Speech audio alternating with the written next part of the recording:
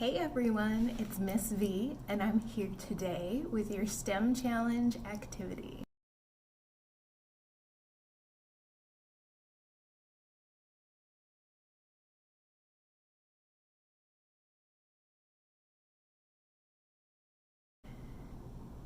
So our challenge today is to see how air resistance affects the rate that things fall.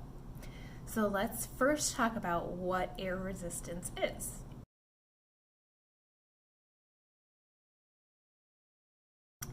Based on that definition of air resistance, I have a question for you.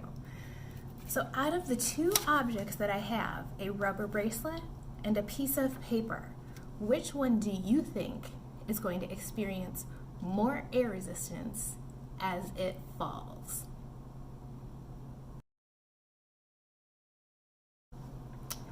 So let's test it out and see if you were right.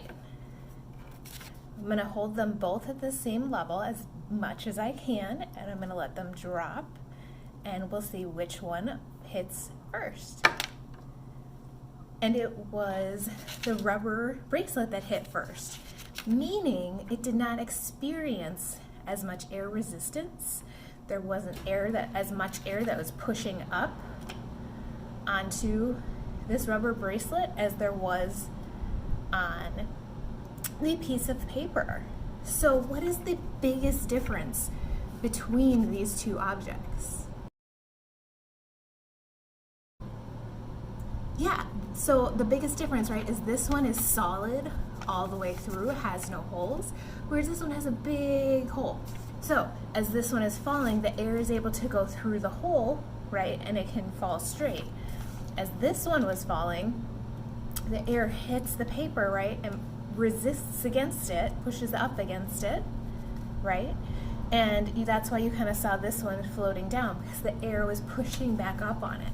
So your piece of paper had more air resistance than your rubber bracelet.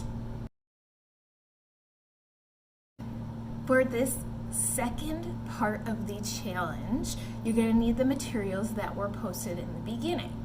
So what you're going to do is you should have this sheet of paper, okay? And we're going to quickly make what is called a twirly. I have the lines on there, and what I'm going to do is I'm going to cut on the solid lines and I'm going to fold on the dotted lines. So if you can see, I have a solid line here. I'm going to cut up until that dotted line. I have a solid line here that I'm going to cut until the dotted line. And then I also have one over here, and I'm going to flip it around because I can't cut with my left hand. Okay, so I have all of those cut. We're going to fold now. I'm going to fold on the dotted line, so this dotted line right here. I'm going to fold backwards.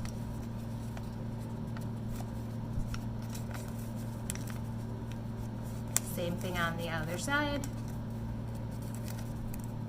And then I'm going to fold one of these dotted lines in the top forward. And I'm going to fold one backwards. And you have just made your twirly. Now it is time to test your twirly. You're going to take it and you're going to drop it 3 times.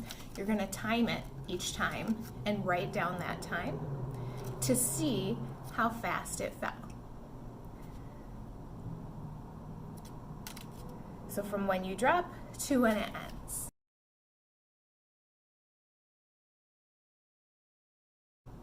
Okay, do you have your 3 times? Great. What we want to do now is we want to figure out how can we add more air resistance to our twirly, right, to affect how it falls.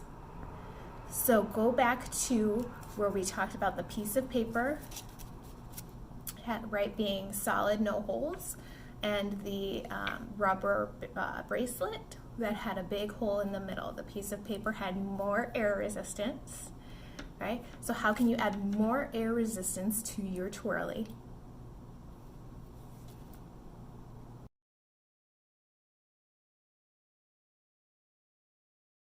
Do you have your ideas? Awesome. So now that you have your ideas, you're going to test them out. Again, you're going to build your new twirly or add things onto your twirly to make it have more air resistance. You're going to test it 3 more times, write down those times, and see how adding more air resistance to the twirly made it fall.